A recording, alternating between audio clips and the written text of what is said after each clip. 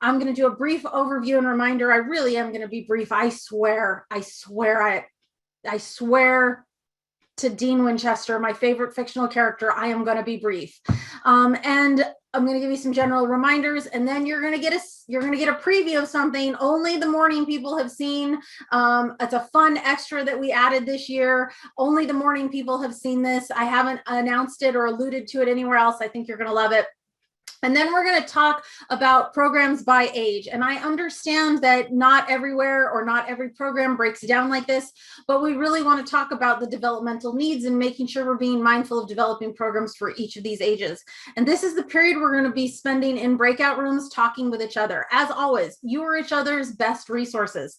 I want you to get ideas from each other, and I also want you to use this as a chance for you to connect with each other. We have really seen ways we can do programs across the state, like our all ages trivia challenge. So I really want you to think like, I'm connecting with this person and we are having some really great ideas. How can we collaborate even if we're in different parts of Iowa? So that's what we're up to today.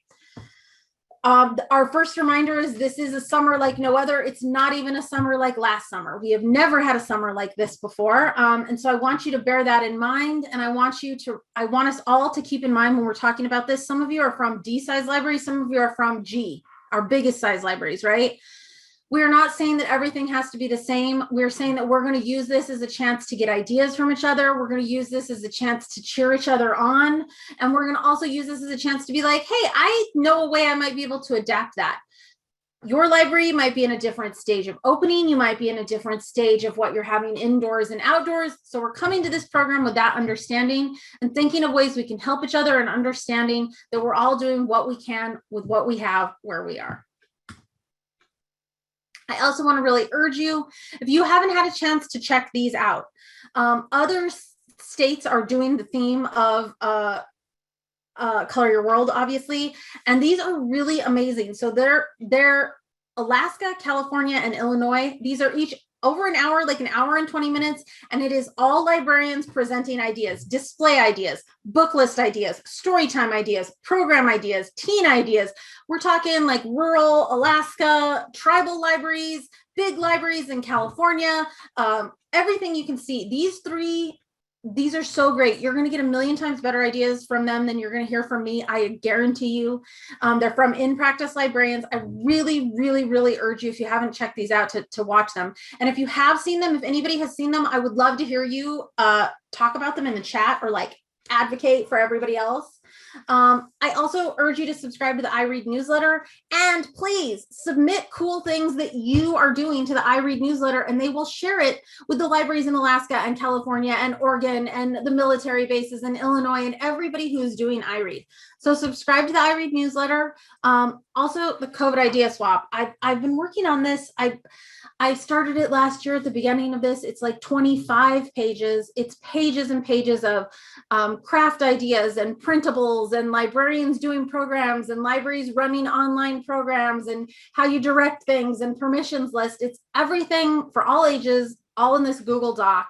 I'm still adding to it. I am behind, but I'm still adding to it. So I want to remind you that that is also a resource. And again, I would love to hear in the chat if you have already gained something from here, or if you've already used this, just to kind of encourage everybody else. More don't forget. Especially for you in larger cities or at larger libraries, iRead has created a public service announcement. It comes with the guide, but you can also get it at their website, which is what this link is, which I, again, should have said at the beginning. As per usual with all of my presentations, you will be getting a copy of this slide deck. So do not feel that you have to take down every note of everything I'm saying. You'll be getting a copy of this slide deck, and it will have all these live links in it. If you haven't ordered from the iRead store, you need to order by May 1st for June 1st delivery. This is getting close to the end of when you can order things. And if by some chance you have not redeemed the code that we sent you in November to download the resource guide, the public service announcement, all the graphics, now is the time to do this. If you haven't done that and you still don't have the code, you need to get in touch with me directly, and we'll work on it from there. But hopefully you've all downloaded it and worked on it. Here's mine. Mine is on this. This is mine on this flash drive. Okay. Ta-da. hopefully you've all downloaded and looked at it, because I'm gonna show you some ideas from it, and I want to hear what things that you have gotten from it. I hope that you love it. This is our first year using the iRead guide over the CSLP guide. I would love to hear your thoughts on those of you that have used both of them. I would love to hear your feedback on that. And you'll notice I used as an example of a thing you could order from the store, these super cute tiny crayon stickers. And you might ask yourself, Angie, why did you use those? What a great question. Because here comes the surprise. Last year, the Massachusetts Library Association, they made a bunch of Canva templates, right? That libraries could modify using the art, right? That libraries could modify. And I said, I want to do that. And so when I did that and I stole it, I did the same thing I always do, which is I conned Emily and or Sam to work with me, which is what I always do. I con Emily and Sam into doing things for me. And so drum roll, please. This year we created these. You go to the state library's website. These are on the state library's website on the youth subpage. And I'm sure Sam will come up with a link for it in the chat right now. And you go to the summer library thing, and we've created these Canva documents that you can print out, Canva templates. Oh my gosh, they're totally editable. They use the art from the manual. Okay, I'm going to show you. I want to start with the bingo boards. This is the part where in the chat you start being like, oh my God. Emily, would you like to unmute and talk about them while I show everybody the thing? Emily's only going to talk very briefly because she's very sick, but I wanted her here to hear all of your thanks. Thank you, Angie. I'm really excited to unveil these today. We decided to create some different templates using the art. So if you're not familiar, I'm sure most of you are, Canva is a free graphic design software. And when you open these templates, it creates a copy in your own account. And you can use them however you want. You can print them off yourself. You can work with a professional printer to get them printed. So very flexible. Copy and paste the artwork into your own Canva designs. Sky's the limit here. And if you don't like the Herve Toulet art, good news. We made one with the Zach Lerner art. It's again, if you don't like these activities, you can change these activities. You can add your library's logo. You can say, instead of read outside, I want to say read at some statue that everybody in our town knows. If you don't like the Zach Lerner art, you can use the Gigi Morales art. I love this one. Look at the hummingbird. If you don't like that one, good news. We made you a blank one. You can add whatever art you want in. You don't even have to call it a bingo. We just called it a bingo as our own. So there's the bingo. I know. Okay. There's the bingo boards. There's the game boards. I'm obsessed with these. Okay. These are like the cutest thing I've ever seen in my life. And we did 2 designs. Emily did 2 designs for these. The crayons. Again, it doesn't have to be a book you read. It could be time you read. It could be whatever. And the one I'm really obsessed with, the hummingbirds to color in. So to read and color. This is an activity to go with it. Oh my gosh, I'm amazed. I know you are all amazed as well. We also made these really simple drawing slips. These were ones we thought you might not have full color for. So these really simple drawing slips. Again, you can edit these however you would like for any contest, for any prize giving you're doing. And the ones that I now remember, think back, think back to the stickers, okay? I realized Emily made these, and here are these. Okay, there's all of our art. Yeah, but of course you don't have to use those. You could use stars. You could have them color them in. You could say, make one row all red. You could change it to anything you want. So these are what we have this year. We wanted to see, we were hoping, we might be able to save some time. We might be able to save some effort. And here's the other thing besides everything. They're bookmark size. Yep. They're bookmark size. Yep. 4 to a page. I think, Emily, that's right. Right. Mm-hmm. Yep. Yeah. Yeah. So Emily, is there anything else you want to add about these? I don't think so. If you're not familiar with Canva, there's a couple links to the design school. That's not what it's called. Learning something, and some tutorials if you want to familiarize yourself or get better with your Canvas skills as well. But it is very easy to learn and do. So. And we just really want to quickly, those of you that aren't as familiar with it, these are templates, so you can't mess them up. So they're templates, they're not copies. The minute you click on use template, you're making a copy in your account. It's not going to mess up Emily's, it's not going to mess up ours. You could do it as many times as you want. That's the bonus of the template form. So thank you, Emily. Woo!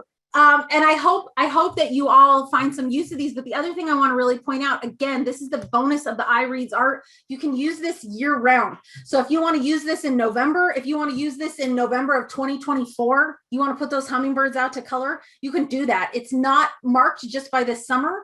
You have this in forever in any ways that you can think of to supplement or add anything you've already designed. And we also hope they'll give you some inspiration to make your own stuff in Canva for whatever program you need. Emily, thank you so much. And everybody, we would love to hear feedback on this because it's the first time we're doing it. We'd love to hear from you on it. So let's do 0 to 6. Let's dig in. I'm going to start each one of these with some book suggestions because you know me, there's literally nothing in the world I can't think of a way to do books. But I also want to point out, if you have not looked at the guide, there is an entire bibliography chapter. And one of the things they do in the bibliography chapter, if you're one of the people who don't usually click on it, they literally have things where they've organized picture books or YA books that have colors in the title, that have colored covers, so you can organize them by color. So I'm going to tell you about some books that aren't in the guide, some that are in the guide, just that I think are fun to program around. Not just books I like, but I think are fun to program around. My Colors, My World by Maya Cristina Gonzalez. I've done this in Storytime so many times, I think I have it memorized. I also think this would be a really great story walk title. It's only available in paperback format right now. It's no longer available in hardcover. So again, if you're still recording digital programs or sharing books digitally live, I think it's good for that. And I also think it would be a great story walk title. Pride Colors. This is a board book. Again, board books are hard to share in Storytime, but they're great to share digitally. This is a color book, a rhyming color book that looks at the colors of the Pride flag. So especially if you're doing a Pride story time or if you're programming in June around Pride, this is super cute.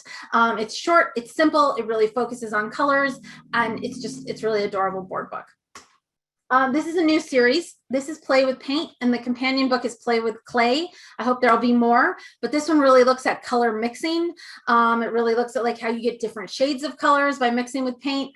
I think this would be a great process activity, a great hands-on series. Again, this is a board book.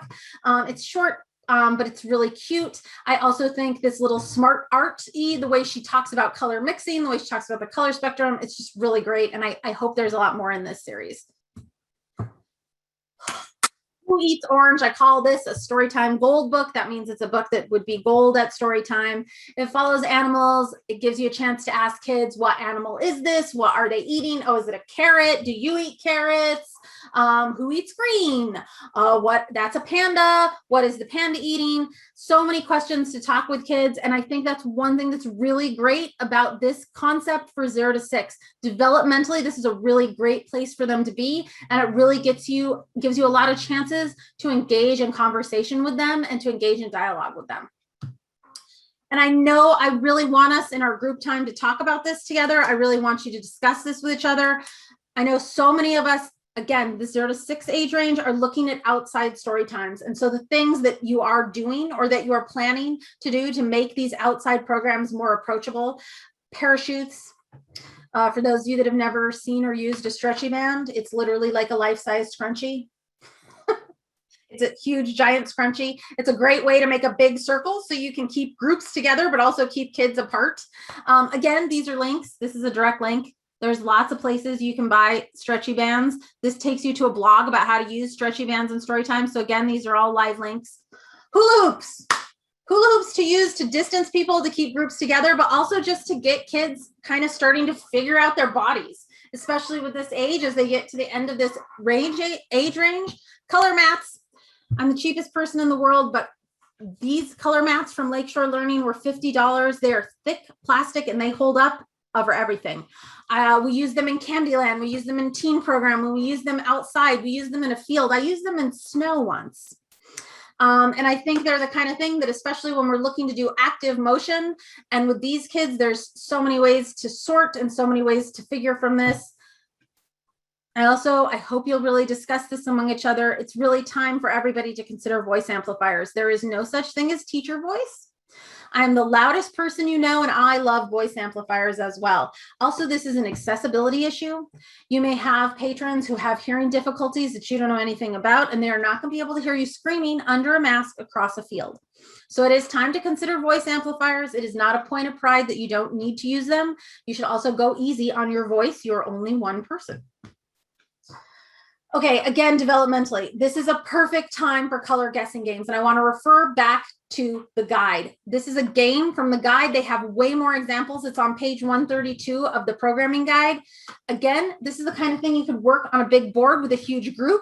You could work in your little, I have my surprise basket. It could work digitally. It could work in a field. It could work instead of a book when you're trying to get people through quickly because you don't want to have a 40-minute story time in your unventilated room. Lot of flexibility with this age and that interaction. I hope we all know Little Mouse. Little Mouse, Little Mouse, are you in the greenhouse?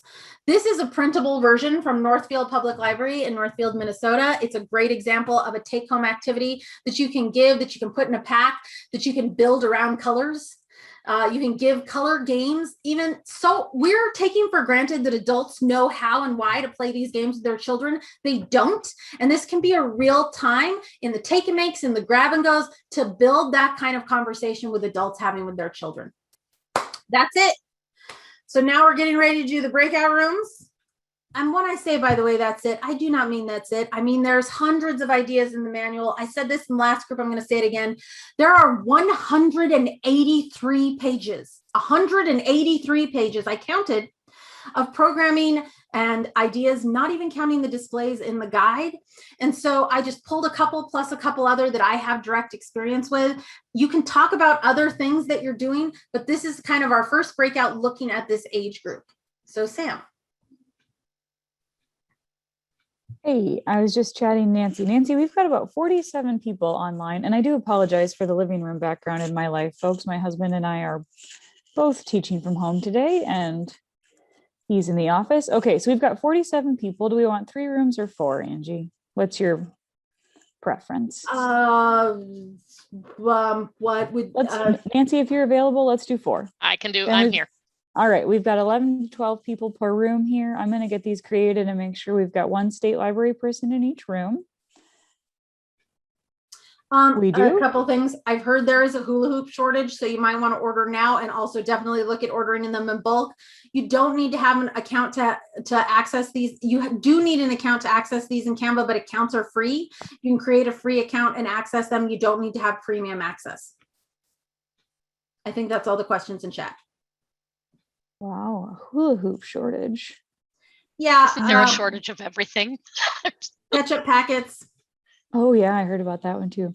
Okay. I actually did go buy ketchup. So we'll spend about 12 minutes in breakout rooms, and we'll be chatting about programming for 0 to 6. Is that right? And the state, yes. And the state library person will be taking some generic notes, and they'll come back and report to the room as whole. We're not recording the breakout rooms. So if you get a really great idea from someone here, if like Kelly says something and you're like, oh my gosh, Kelly, can I follow up with you on that? You want to get that while we're in the breakout rooms, because we're not recording them.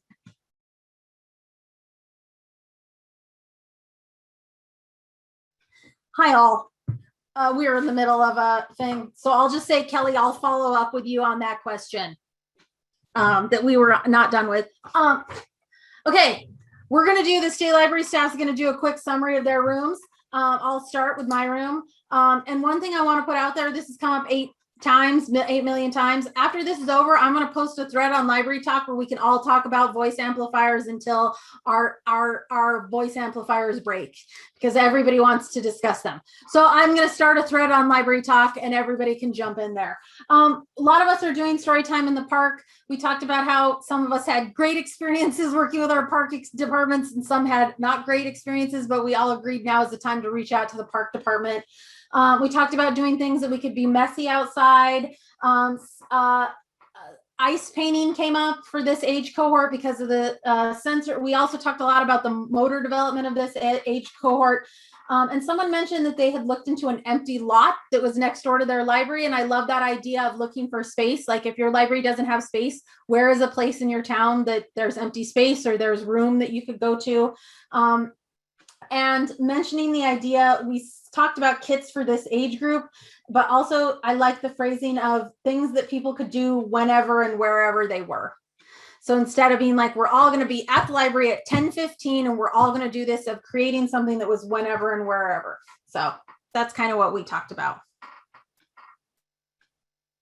Sam? Yeah, absolutely. We talked a lot about story time for this age group too.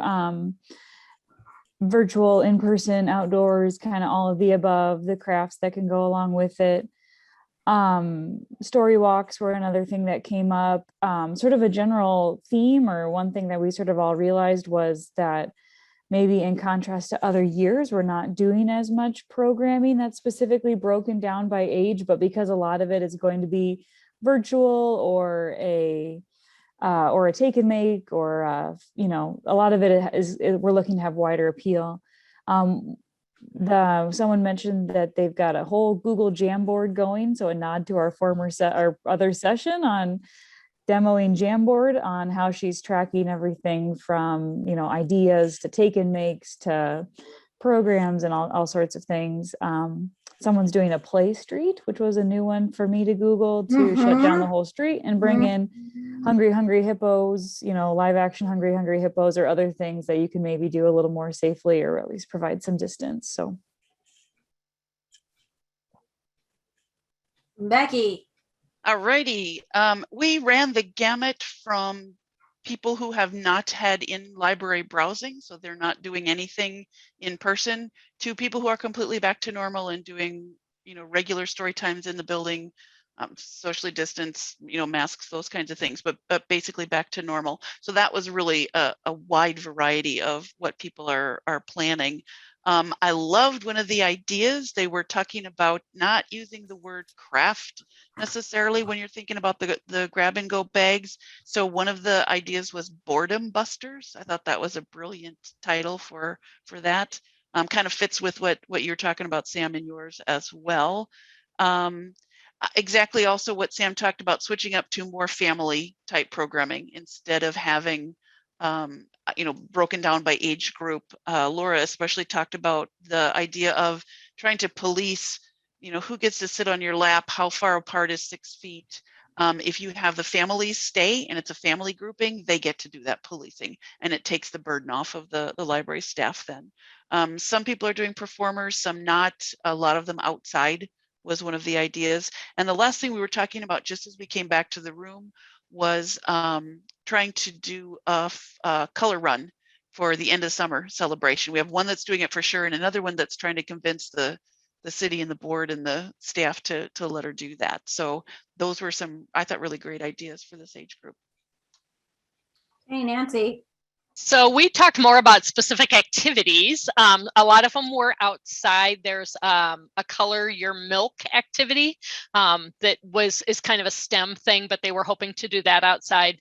Collaborative art projects, color bingo games, one where you color with crayon on one side of a specific paper and then you flip it over and draw on the other and it transfers the color through, which is from, I have the website, we can post it later. Let me see, scavenger hunts around town, a lot of outdoor things, chalk your walk, scavenger hunts with businesses, a yard-sized twister board so that many kids can play at once, that they're going to paint on grass, doing painting library windows, that kind of thing. So a lot of partnering going on too. Parks and Recs were popular, and somebody said that the 4-H extensions haven't been able to make their numbers this year, so they're looking to partner. So if you haven't thought of them, that might be somebody you can partner with. And you're going to see, thank you, everybody. You're going to see a lot of this stuff comes up across ages. So I have stuff on chalk, and because I think we're all seeing that kind of thing. So, okay, let's do to 7 to 12. Make sure I know how to share. I'm sharing, right? Okay. I'm that person now that's like, is it working? Okay. Did you share your room, Angie? Did I miss that? Yes. Okay, Remember I the missed Parks it. and Recs You were and the ice first. play? Yes, yes. Also, and I want to say, so many of the ideas here are in the guide. So if you're like, I want to know more about color scavenger hunt, so much of this is in the guide. Again, I hope some of you have looked at the guide. Most of you have looked at the guide if you haven't read all 183 pages. And I loved hearing in my room feedback that you also like the guide as much as I do, because I love it. And I think it's so much better than CSLP one. I know I'm biased, but I do like it. And I like hearing from you. You do too. Okay. Doodleville by Chad Sell. If you guys are not familiar with Chad Sell, I'm obsessed with him. He created Cardboard Kingdom, one of my favorite middle grade graphic novels of all time. And this is Doodleville. The main character, her cartoon doodles come to life and escape her art projects and start messing with the other kids' art projects. This is a great, this concept for this age, I really urge you to consider them as makers, as creators. They are instinctively drawn to this kind of story. Doodleville is amazing. I think there's so many programming possibilities with this. What if your drawings came to life? Like, I think there's just so much. It's a fantastic graphic novel if you haven't seen it. And Maker Comics, one of my current favorite graphic novel series. There's ones about baking, there's ones about how to fix your car, and there's a comic about how to make comics. So this age cohort, if you have never done make a zine out of a single piece of paper, if you haven't done a take and make kit that's all based on draw your own comic, they love reading comics and they love making comics. And this is a comic about how to make comics. You could build an entire week of programs around this. You could encourage like a communal comic making, bring your zine into the library and we'll trade zines back and forth. You don't know who's you're going to get in next week's take and make. I think there's just so much focusing on the art aspect for this age group. And these are two graphic novels that I think do that in a really interesting, cool way. And if you've never read Cardboard Kingdom, which is where a group of neighborhood kids use cardboard to make all their dreams come true, I highly recommend it too. I'm a big fan of Cardboard Kingdom. And I used it into a program which I called Box Town, which was where we let the kids just decorate boxes. And it's maybe one of the single greatest library programs I've ever done.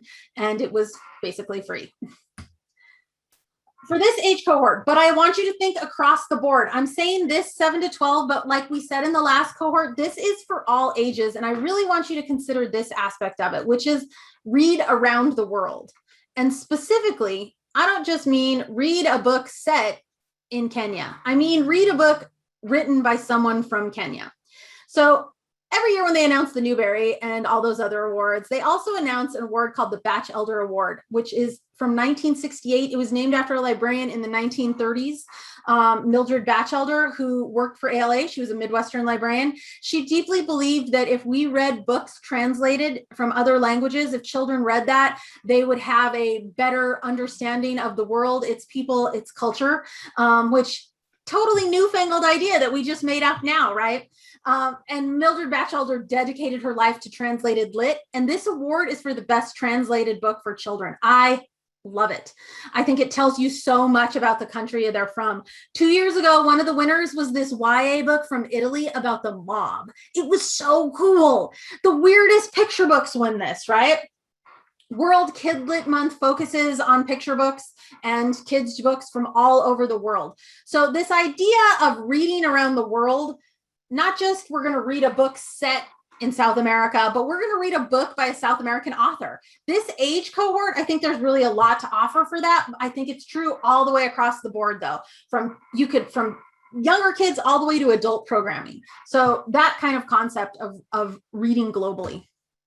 Outdoor Lunch Bunch. This is a program I used to do at the library I worked at. It was called Lunch Bunch, moving it outdoors. And it's basically this age cohort, 7 to 12, brings their own lunch or brings snacks, and they would listen while I read to them. You can have all of your stuff there. It can be a once a week pickup at the park. It can be pick up prizes, pick up the kits, pick up logs. I really advocate, I'm a big fan of doing this with anthologies. You're not reading a chapter, you're reading one short story a week. Don't forget on Thursday, we have the webinar about doing summer food service at your library. So if you want to learn more, you can come to that on Wednesday. Basically just another chance to get everybody outside. I'm a fan of anthologies here. Ancestor approved. I think this is a great connection because they all take place. They're interconnected stories, but they stand alone. They all happen at a powwow happening in Minnesota. So again, you could do a thing where you're going to read everybody riddles, and then you'll put out the hula hoops and the games, and they can play on the lawn, and you read to them for 20 minutes. Anything like that. Don't forget that appeal to this age cohort as well. And again, that would be a great all ages family program. Bring your whole family to the park. I'll put on the voice amplifier and read you a chapter book. Okay, we have to talk about this. I know the take and makes are going to come up. I want to give a general reminder. Junk is still junk.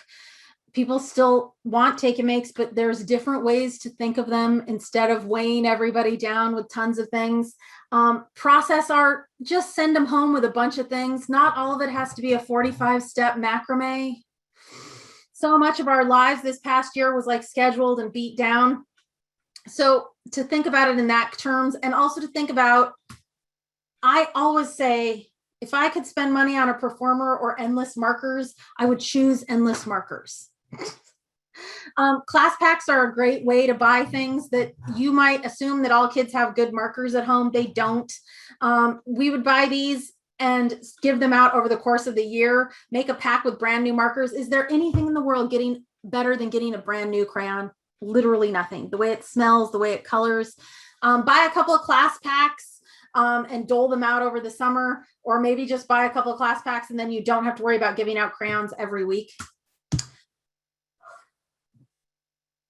Art.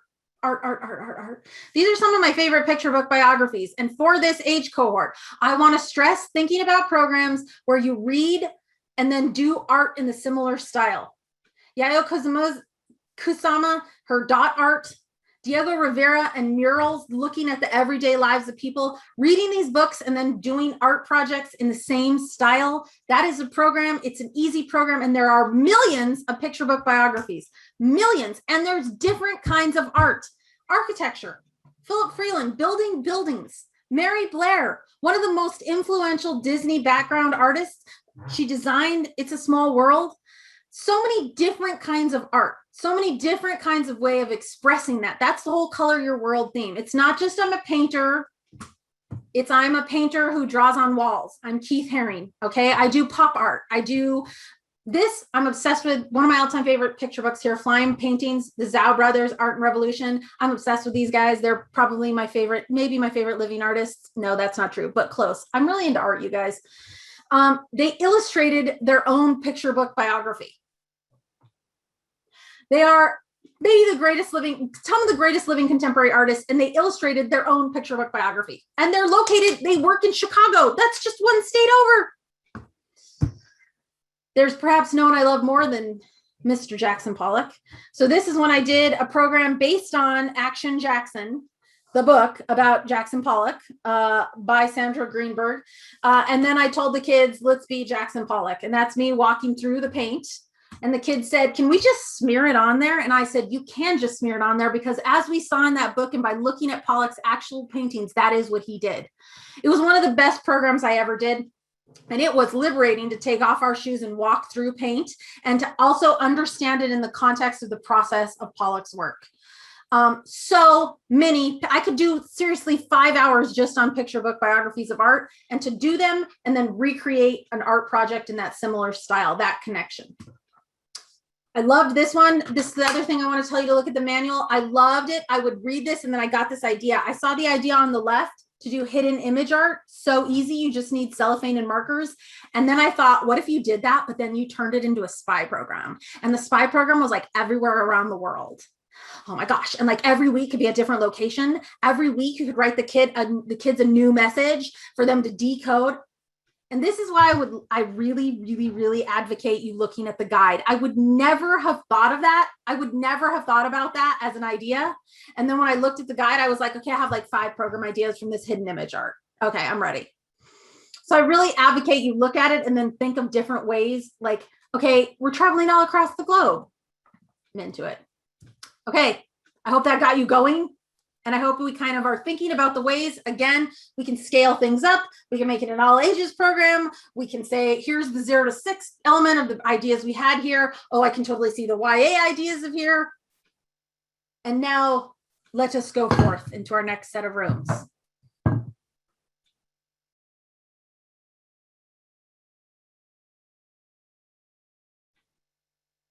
Hello again. My group got caught off right when we were, there's a book by Peter Reynolds called The Dot. If you haven't seen it, there's a big thing about make your mark, and it's about signing the art that you do. And that ties to the last thing we were talking about, group that I was just in. So are we all back? I think we're all back. Yes, we're all back. Okay, my group, I'll start. My group talked a lot about some of the kits we were doing. So people mentioned some of the take-home slime, paper circuits. Someone mentioned doing a partnership with their local candy place. Hello, who would like to have a local candy place? And maybe doing like art with candy. There's some stuff about that in the guide. And that was a thing you could do outside. And you could also then be the candy could be the prize. Sam mentioned this. I thought this was really clever as a guessing thing. You know, we all have done like the weekly guessing, how many things are in the jar, to build something out of Legos and then have the kids guess how many Legos it took to build it. So instead of being like, how many Legos are in this jar? And then when Sam said that, I thought about, remember I mentioned that book about Phil Freelon, the architect? You could tie it into like what architecture is and building. So like you could look at like how you build something and oh, why do you think it took more Legos to build something? So see, that idea from Sam gave me an idea to tie in with the book. Okay. I loved this one. Laura mentioned, you know, how they had switched to experiences instead of things, and that parents mentioned they wanted things without screens. So they said things like watch the sunset together. And then she said this year they might add, draw us a picture of the sunset you watched. So like not only taking the experience, but then recreate it, draw it. And Laura also mentioned they went and bought sunflower seeds last year, and they gave them sunflower seeds and said, which one grew the tallest, take a picture and send us of the sunflower you grew. And Emily mentioned they have an art wall at their library, and they encourage them to bring the art back to hang it up, whatever it is, to bring it up, and they hang it up in the art in the wall. And we talked about also displaying them like in the windows where people could see anything that was like a communal art project where they got to contribute to. So that's what we talked about. Becky, how about you next? We had lots and lots and lots, so I may miss some of these. I think I got them all written down, but I might not get them all out here. First one we talked about was really cool. Using idea came from Pinterest, using different kinds of materials to make paintbrushes. So you use the paper or the clothespin, and then you have all kinds of things from around the house that you do that you can use to make paintbrushes with. So you've got all these really cool textures. That sounds like a whole lot of fun. I know I'm going to be doing that one with my granddaughter. Also using tea to paint pictures with, you know, different varieties, different shades, different papers will make it turn different colors. Virtual art classes, family finger painting. I thought that sounded like a lot of fun as well. Doing watercolors, having an artist do the virtual art class on, you know, helping preschoolers or the age group draw monster together. A lot of people talked again, particularly for this summer, but you know, maybe moving forward a little bit, going with the all ages again, that virtually it seems to be a little bit easier to have multi-generational things. In person, it's a little creepy to have that adult just hanging out in your room, but virtually that works okay. Chalk the Walk, a lot of outdoor programs that are happening. Library at the fair. I thought these were two great ideas. They're going to do activities and stories down on the farm one day and another day about fairy tales. And then we started the discussion on, are people suffering from Zoom fatigue? Parents are saying, you know, we need to do away with the screens. We want to do other types of things. Attendance levels have dropped off on the online ones, but to remember, maybe they don't show up at the time that you have it, but if you can hang on to it later, you know, keep it up for a week or so, they will come and watch it afterwards. And And then Danielle, I think they are doing an event in June, and I will type that up and put it in the notes, but they've got a librarian who's going to do a really cool program for them in June, and I will write that up so it'll be in there, about a book called Dear Librarian. Excellent. How about Nancy next? Okay, so we talked about a lot of collaborative type things too. Somebody said a guitar collage or a face collage, and making things out of faces. I asked if they'd seen the fountain in Millennium Park in Chicago. That's all faces. Also, Chuck Close, the artist Chuck Close, and there's a book about him called Chuck Close Up Close. Okay, we took another of your ideas and talked about with the artists using the artist biographies, doing a mural on the side of the building with non-permanent paint and getting the kids involved in painting that. I think that'd be cool. Working with schools to do virtual commercials instead of going out and doing those in person. This is summer reading this year. Let's get you, excited and signed up, doing all those virtually because school's hard to get into right now. Somebody was going to take the diversity angle of colors and bring in Didgeridoo Down Under, which is a program, focus on Australia for a month with Aboriginal dot art, and then Africa with animals and art for another month, which I thought was kind of a cool way to tie things in. Partner with the conservation group on animal camouflage, and then it ties in with a hike at the state park. STEAM programming with an extension, one with ice cream, and she didn't go into the details on that, but I kind of want to know what those details are because I'll do anything ice cream related. And then do a mistake to masterpiece project that she hadn't fleshed out yet, but that sounded kind of cool. Color your work with seed balls. So they're going to partner with county conservation and do seed balls. Somebody else was going to do seed balls too.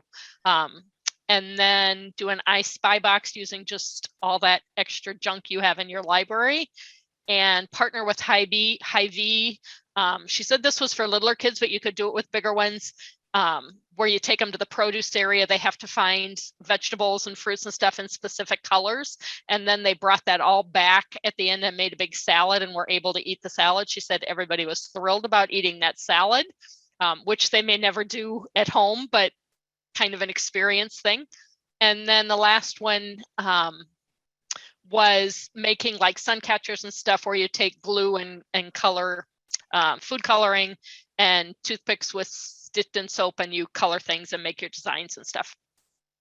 And yeah, there's a great book called Rainbow Stew. If you're not familiar with it, it's about making a stew out of vegetables from the garden. It's really great. And I think there's also in the guide, I don't want to say the guide again, but in the guide, there's a great thing about encouraging kids to just literally gather the stickers off the produce they eaten and then bring that back to the library, and you give them something. And it's literally like a sheet that you print out and they put the stickers of any fruits and vegetables they've eaten, and then they get a prize. And that's literally all it is. And that's a printable that's in the guide. Sam. Yeah, we kind of fell down a rabbit hole or a discussion hole of how folks are handling registrations for in-person and virtual events, because as someone mentioned, we're seeing a lot of fatigue perhaps, and a lot of just like people registering but not turning up for both in-person and virtual events. So we kind of talked about some ways to maybe handle registration practically, technically, and then also just like how can you keep people safe and respect performers, which is especially because performers are having sort of caps on their events. So if the performer says it can only have 70 people in this space, how do you make sure that there are 70 people or less? So, but not too many less, because then it's sad. I will also say one of the things we talked about in ours, I should have mentioned this, was about having programs with an open-ended time frame. Of like saying, instead of like in the past, we'd be like, this is going to be from 1 to 2, of like leaving it more wide open. So we did talk about that as well. And I do want to say, Rosie followed up in the chat, and then this is another great thing, that activity sheet also shows you in the guide about collecting it. It also tells you what each of the stickers means. It's really cool. And again, I think it's the kind of thing that could really, you want to be sensitive of patrons who might have food insecurity, but it's an easy kind of way that you could also reach out and, like Nancy was saying, like partner with Hy-Vee and be like, we want to do a thing that's about food literacy, or again, come to the summer food service session on Thursday that Sam will link you the registration to in the chat. Okay, we're going. How's everybody feeling? Is everybody feeling good? Are we feeling pretty good? Is everybody feeling, or do you have ideas coming? Are you like thinking? Are you like, wow, I'm so excited? Okay, here we go. I don't have the summer food program link in my clipboard anymore, but I'll grab it for when we come back together next time. That's Sorry, so I like failed you. That's I so know, like and you. I closed Iowa Learns because my computer was being really slow.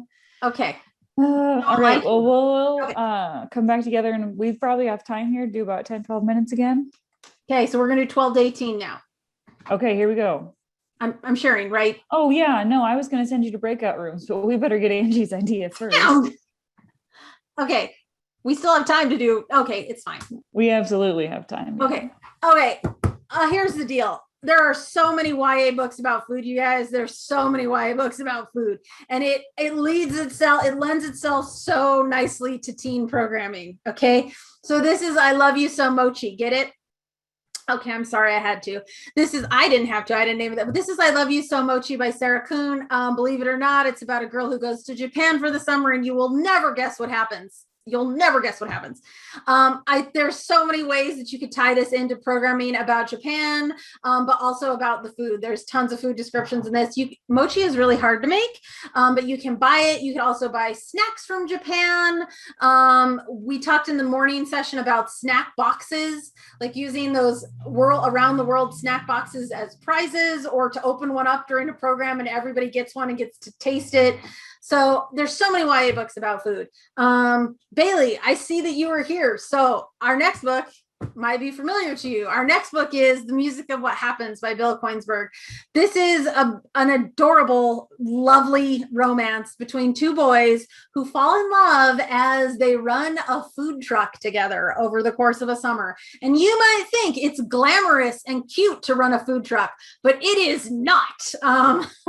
And this is about them falling in love, and also making cloud eggs is a big part of this.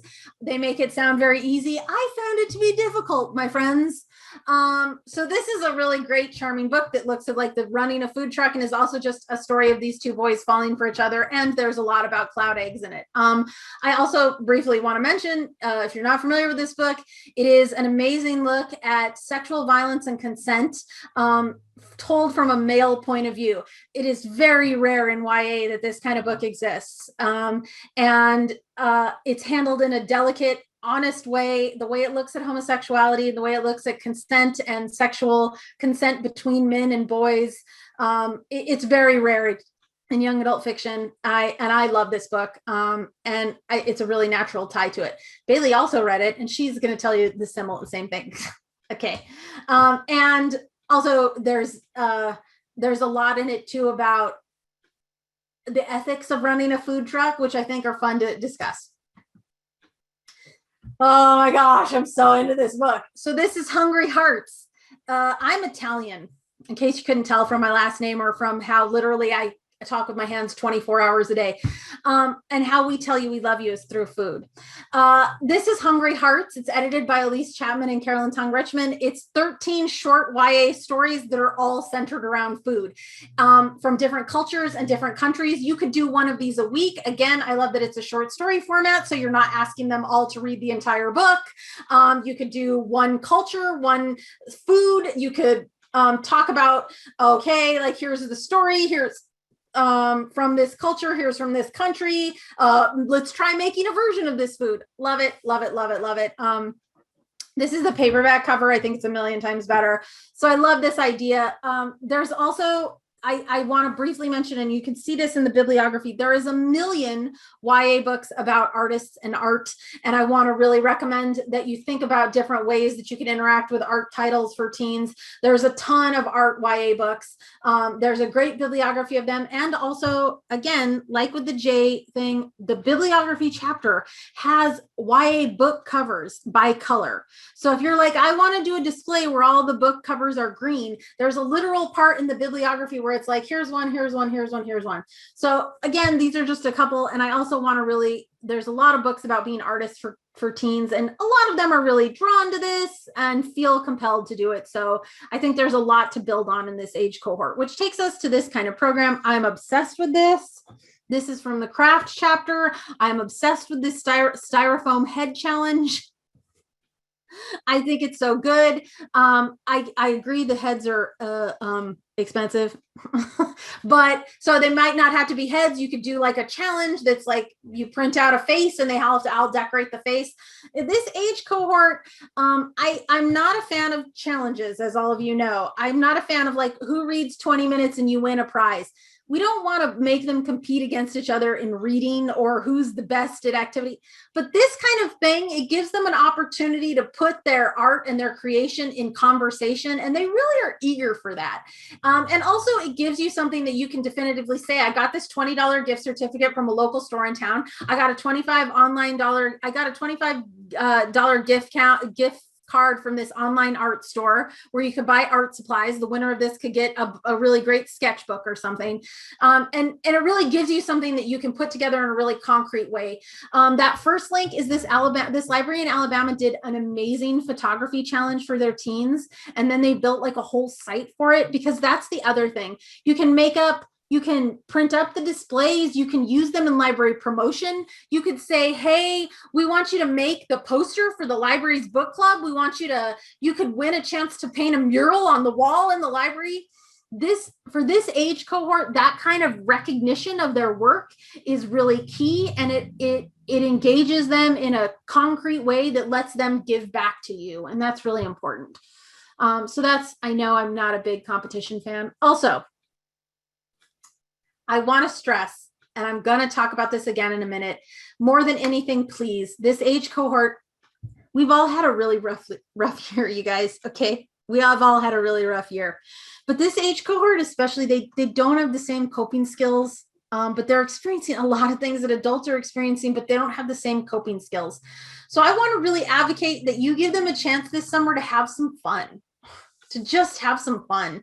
Over on the right is from the Sigourney Public Library. That's hanging up in their teen section, and the teens made it with eggshell paintings. They filled up eggs with paint and then they threw it on there, right? So like, I want to really advocate this, man, tie-dye, the perfect outdoor activity. Tie-dye with bleach, where you bring in all black and they get a spray, like you get to do black tie-dye bleach. Water gun painting. I agree, they're like monsters, but they at least like know how water guns work, as opposed to if you tried to do this program with like 5-year-olds and had to explain to them like water gun painting, balloon painting. If you could make a giant handprint collage, imagine that over the summer, every time they came in, you gave them a chance to put a handprint up. Like, give them a chance to have fun. And whatever that looks like if it means that you all hang out online and you play a Jackbox game, if it means that you open a Zoom room and you organize it like their mom. I just read an article about teens' mental health, and one of the things it was talking about was how they were like, we've all just like stopped doing stuff because it's like not even worth the effort. And I feel that too as an adult. And I'm like, man, if somebody just organized stuff for me, I would maybe do it. You can be the somebody in these teens' lives. Now's a great time to collaborate. I know many of you here have come to our party when we have the trivia, and they love getting a chance to hang out and be goofs together. Now is the perfect summer to do something with the library in your county, with a library across the state, to just try. And if you each get 3 teens and then all together you have like 10 teens, it's worth it. I know Sherry has kind of talked about this before, like having a program where you invite everybody to come in and paint, because who cares if you get one more teen, now is the time to really think about doing that. This is not a summer to fixate on tracking or getting lost in the weeds for anybody, but especially for teens. And I want to kind of reemphasize something I said to this morning. I know that it's so hard to connect with them right now and it feels exhausting, but they feel that way too. And they need us to not give up on them. Right? They need us to be less tired for them because we're the grown-ups. And so I know that it feels like, oh my gosh, I'm doing nothing with this age cohort, but even just seeing them and acknowledging them and saying, you know what, I know the attendance is going to be low, or I know that this is going to be an all ages thing, or I know it's not as good as when we were in person and you could hang out and tell me about every dumb thing you were doing in Roblox for 8 straight hours. But we're going to try. And we're going to make it fun, and we're going to have a good time, and we're going to give away candy, and we're going to give away gift certificates. And at the end, we're going to have a shaving cream fight. please don't have a shaving cream fight. It was the worst thing. We always did it in Los Alamos. It was the end of the year thing that the 8th graders got to have a big shaving cream fight before they went to high school. But that kind of fun, we're going to let you be goofy. We're going to acknowledge that it's okay to feel that way. I think that's so important to them right now. And so let's break out and discuss.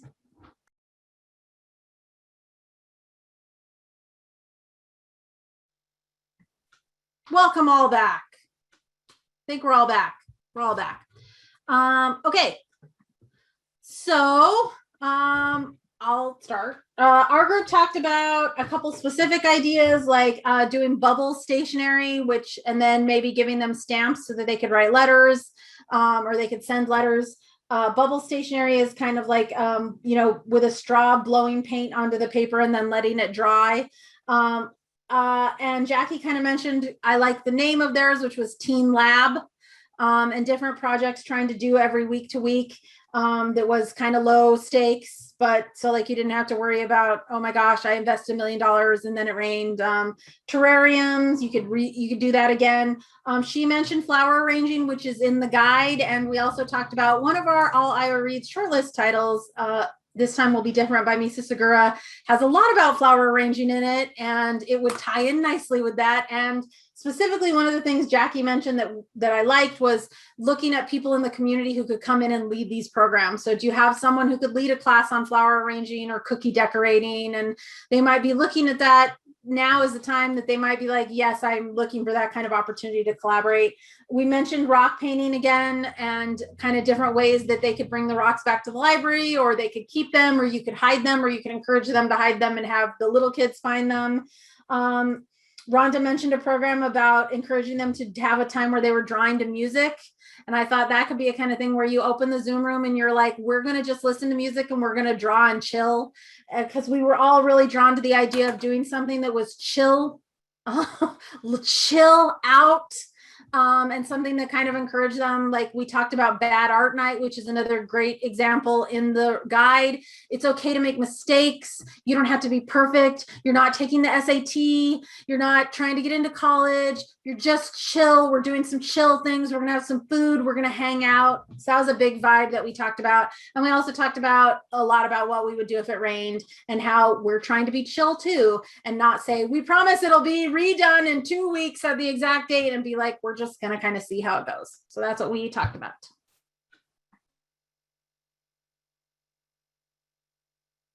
Nancy. Okay, good. You said that and you were muted, but I thought that's what came out of your mouth. We did have a discussion about how hard it's been to get teens back into the library, or even kids, that even though libraries are open, the numbers of people coming in are very, very low. So that was part of our discussion.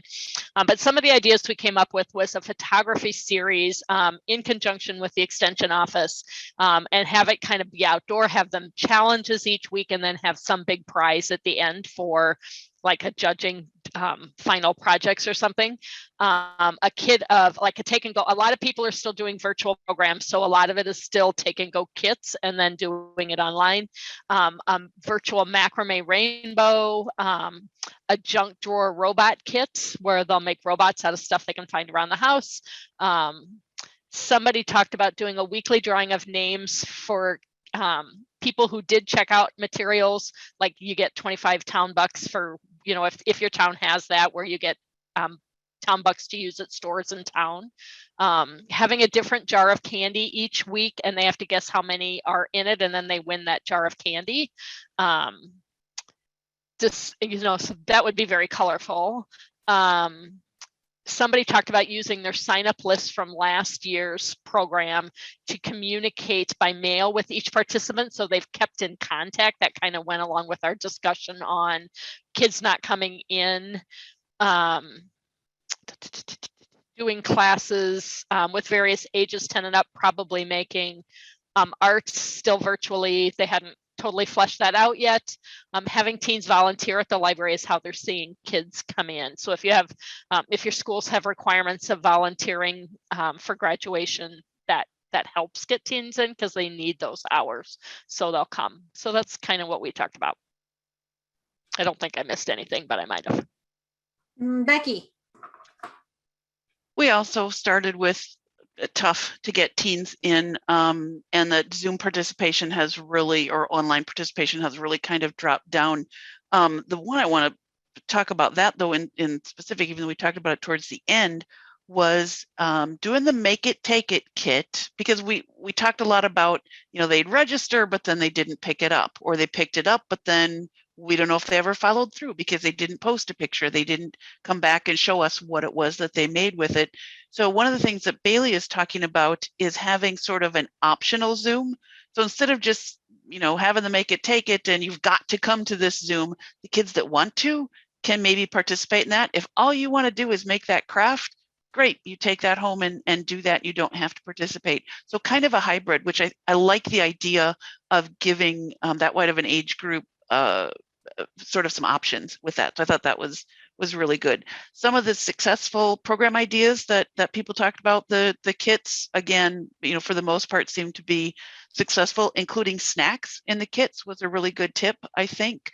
I really liked the one idea, and I can't remember who it was who said this one, a photography sort of a challenge where I take a picture and one of the things that might be in it is a bandana. That picture goes to someone else who then takes something else out of that picture and has to take a picture, and it gets passed on to someone else. And then it's kind of like the game of telephone. What do we start out with and what do we have at the end? I thought that was really cool. If you share back, you get entered in the grand prize. But again, that doesn't seem to be, people seem to be really reluctant to share back. The nailed it, I thought that was really fun. I don't know if that was a Pinterest thing where, you see what it was supposed to look like, and then this is what mine looked like. And I kind of wondered, again, not a whole lot of participation back. So yes, they picked up the kit, maybe they made the cake, but then we never heard back. And I still wonder, I like the bad art idea because I still wonder if they were embarrassed. My stuff never turns out. I'm never embarrassed to say, oh my God, you guys, look how bad this was. But I don't know, is that true of teens as well? So that I love the idea of that. Let's see, what else? Silent book club, where they're partnering with a garden, an outdoor space. And so they come, they hang out, they sit and read for a little bit. You bring the books and they get to just sit and hang out and read. I thought that was really cool. And for the make it take it, doing online videos to do sort of the explanation. I think that's a really, really good tip that I think helps a lot. That would certainly help me as I was trying to put those things together. So that was our ideas. We talked a lot about take and makes as well. A couple of ones that haven't come up yet. Someone had come up with the idea from the Facebook programming librarian, I believe, group called break-in bags instead of like escape rooms. So there's a bag that's filled with candy in there or some prize, and you have clues that you need to open the bag, but they were break-in bags.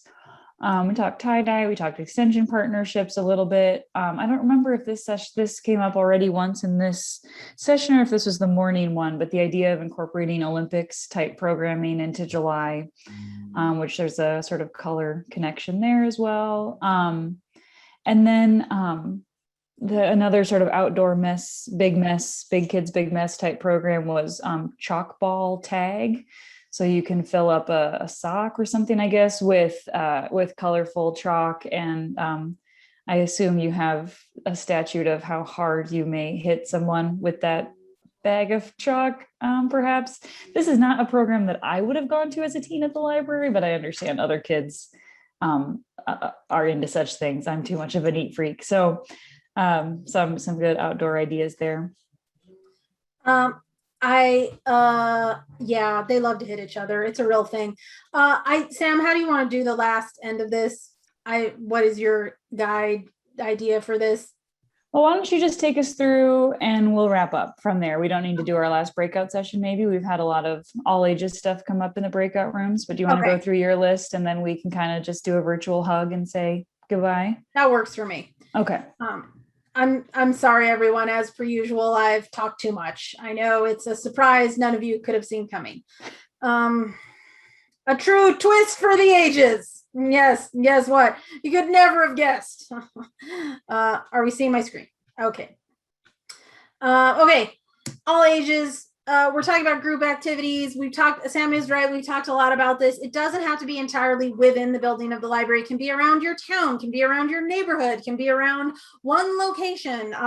It's workable for visiting grandkids, for your 12-year-old, your 7-year-old. That's the kind of thing we want to keep in mind, especially, I think there's going to be a lot of people doing a lot of visiting this summer. The grandparents thing was not an exaggeration. So the kind of thing that you can just drop in on, not the kind of thing that it's only on Tuesday from 12 to, so that kind of thing is what we're looking at. I got this idea from one of the hiking groups I'm in. I'm obsessed with it. And it was along the trail. They had built in rubbing plates on each, like on posts along the trail, and they encouraged kids to make their own rubbing books along the way, texture books. And I thought, oh my gosh, what if you bought the rubbing plates from Lakeshore Learning that's like $15, and you put them on your story walk. You put them along the story walk, and you encouraged kids as they went around to make to make a book. You make a kit, and the take and make kit was go around our neighborhood, go around the story walk, go around 5 businesses in town that I've listed here, and 5 parks, and make a rubbing. And these cost like $15. So if you lost them at the end of the summer, who cares, right? But that kind of thing that like adds on to stuff you might already have, things to observe all around town. You can change it once a summer, you can change it once a month. Things to observe all around town. Go around town and look for a family letter scavenger hunt. I think that kind of interactive, do when you can on your own kind of thing. We might not think about that as an all ages program, but one of the things we learned in the last year was that really is the kind of thing that people are interacting with. This is a great one I got from the manual.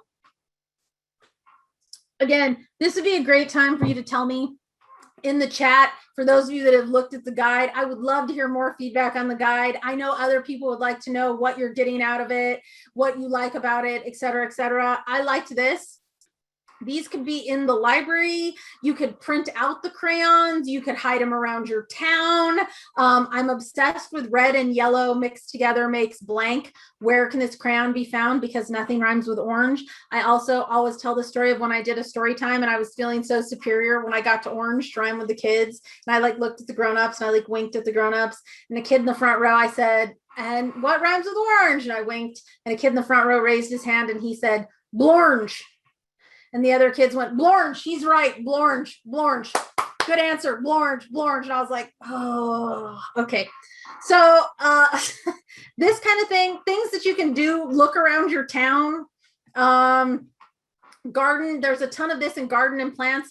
Can you find a flower that's this color? Can you make a whole bouquet that's this color? There's tons of that in there.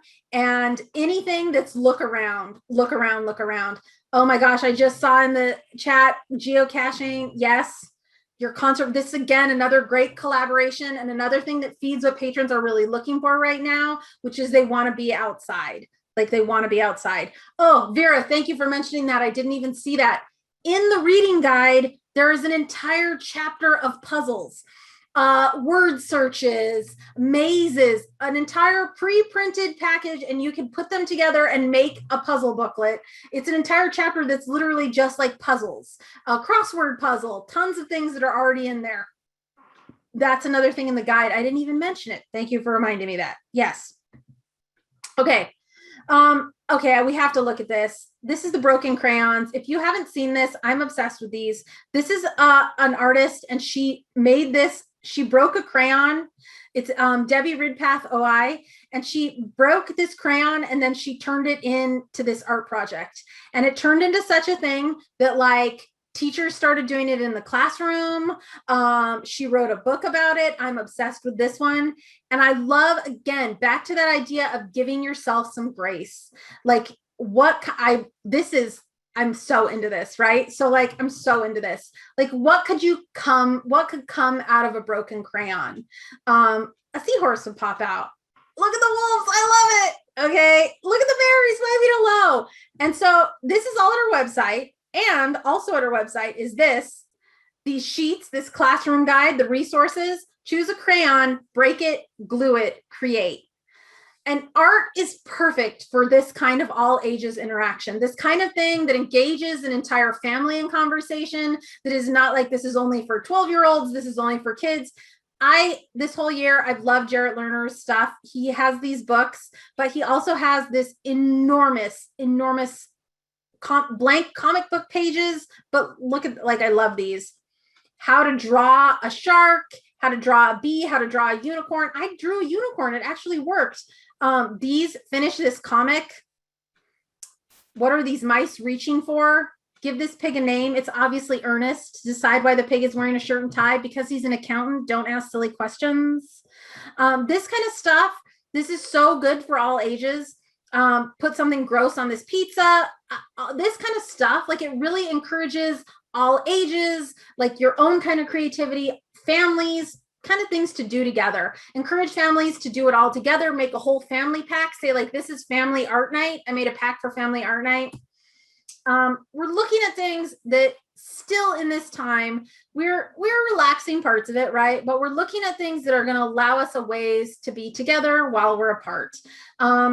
Story walks, a storyline, perhaps, where they call and have a story read to them. A drive-in story time, where they drive up in their cars and they tune on their FM transmitters and listen to it. And you might be asking, how do I do a storyline or a drive-in story time? And that's the exciting news that we have for you, that we have upcoming recorded kernels on how to do a drive-in story time, on how to start a storyline. So stay tuned for those. That's a little preview. Sam, do you like that I put out there? And also, I've heard some of you mention escape rooms. You might remember there's already a kernel on how to do take-home, make in your house escape rooms using Scratch programming from Altoona Public Library. Oh my gosh, what a convenient thing. Sam, can you believe that tie-in that I worked there? It's incredible. That's our way of saying, please check out the kernels.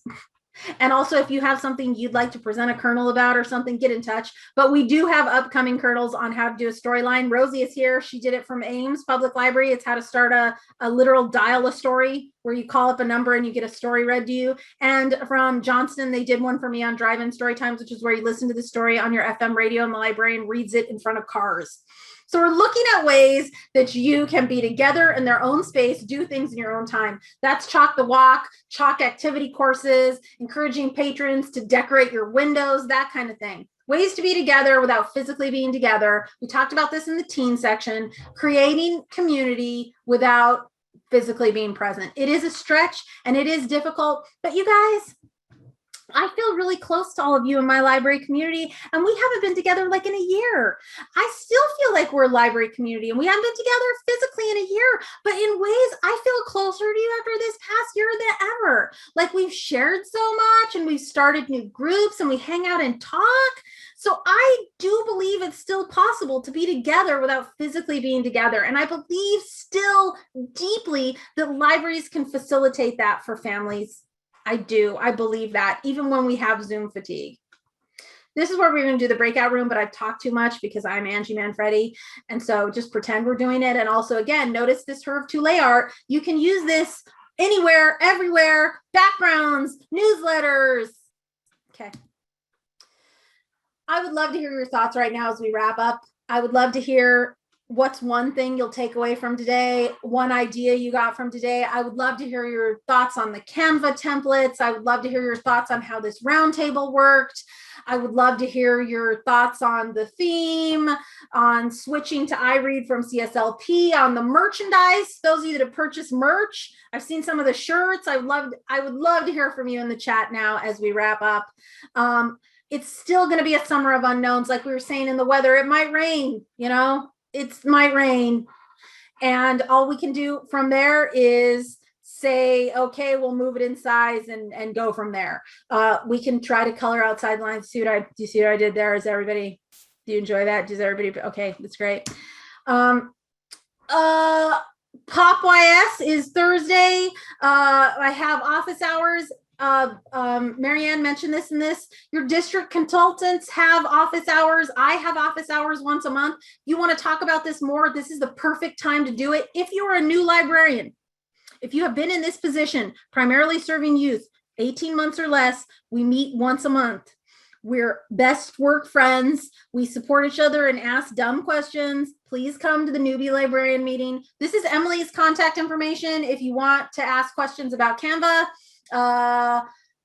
I hope you like everything we put together. You guys are doing great. You're doing amazing. You're going to have another good summer. It's not going to be like any other summer, but it's okay. And now I'm going to let Sam take over. I would, again, love to hear from you in chat. I would love to hear from you other times too. And now I'm going to let Sam take over and do the admin stuff. Absolutely. Can you put a link to the iRead site and store in the chat? I can. The store, is that what we're looking for? Yep. Merch ordering website is the actual request. Okay. Yeah, so I bugged you all. I think I know most people's last names. There are a couple I'm still missing, but hopefully we can find you.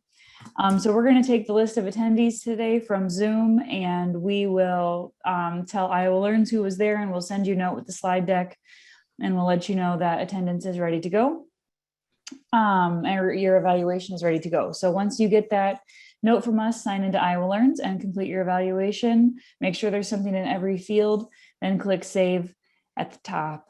And that the 2 hours we spent together today will go on your Iowa Learns transcript. If you're watching a recorded version of this, you will get 1 hour of credit since you won't have time in the breakout rooms and the discussion. But okay. I want to briefly mention, I've mentioned this a couple times before as our last thing as I was going through the chat.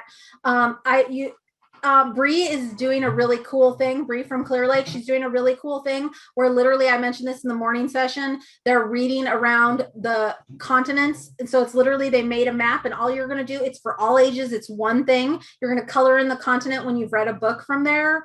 And it's super cool and amazing. Bree, I think you should put it on Library Talk, because I talked about it this morning too. So I think you should put it on Library Talk so that everybody could share there. And she also made it as a template in Canva.